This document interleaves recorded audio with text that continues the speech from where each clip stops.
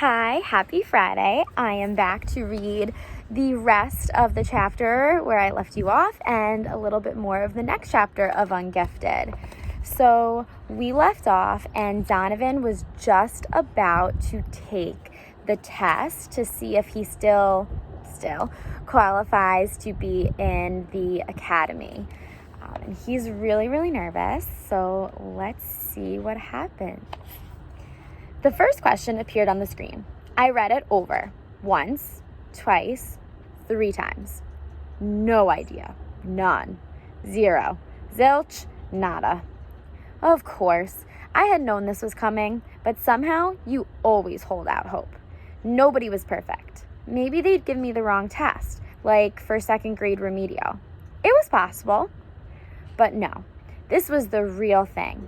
And as I looked into those words and numbers and symbols that meant absolutely nothing to me, I could almost see Dr. Schultz waiting at the front door of Hardcastle Middle School. It wouldn't take long for him to find me there. I felt the icy water that had surrounded James Donovan in 1912 and the suction of the sinking Titanic pulling him under. James had resisted, but I didn't have the strength. I was going down. There was one final chance. The test was multiple choice. I had a 1 in 5 shot at being right. It wasn't much, but at least it was something. I took hold of the mouse to make my first fatal selection. And then, something strange happened. As I moved the pointer toward box B, the small arrow changed direction and traveled on its own to check box C. I stared, thunderstruck. Was there a problem with the computer? Just my luck. On top of all the things that were stacked up against me, I was taking the test at a broken workstation. Although, come to think of it, I was just as capable of getting the wrong answer on my own, without any help from a malfunction. I considered changing C to B, but C was just as likely to be correct, so I just left it and clicked next. Question 2 seemed to have something to do with chemistry, but again, way out of my league.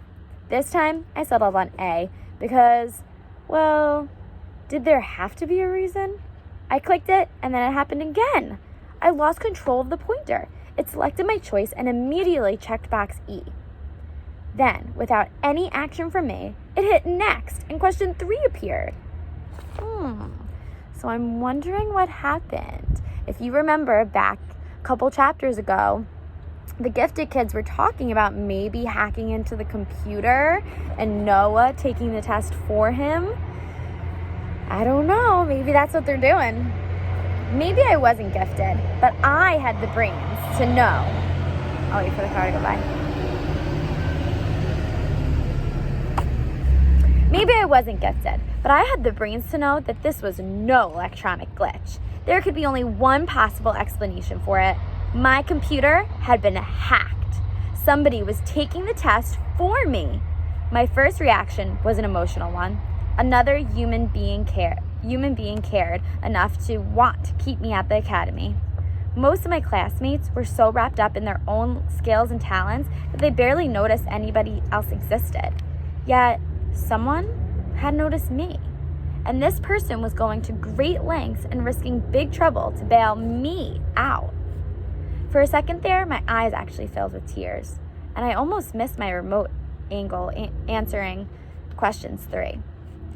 I would have bet money that I had no friends in this place, but somewhere in this building, or even outside of it, hunched over a laptop, was the greatest friend I never knew I had.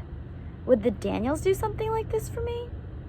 Okay, the Daniels couldn't pass this test if an alien microcomputer crash-landed inside their skulls. But even if they could, would they go out on a limb for me? I sincerely doubted it. Who was doing this? If they are all smart enough, but it took more than smarts. It took guts, and that was in short supply at the academy. It could even be a teacher, Oz, or Mrs. B, trying to prove that the gifted program didn't make mistakes. I noticed the librarian looking at me curiously.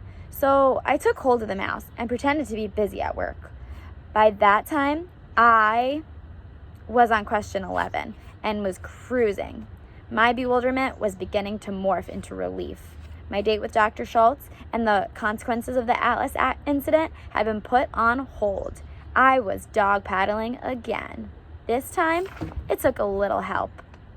Okay, a lot of help. But I was still afloat, just like James Donovan. The librarian shot me an encouraging smile. What she saw was a student who had all the answers. And I did, except one. Who was doing this for me? So I'm wondering, let me see what the next page is. Okay, so I'm wondering who, first of all, what's happening with the computer? 2, Donovan thinks it's probably someone hacking into the computer. So who do you think is hacking into the computer? And why do you think they're hacking into the computer? Why are they doing this for Donovan? I want you to answer who you think it is, and then answer question number 2 is, why do you think it's that person? Give me an example from the rest of the chapters. All right, bye.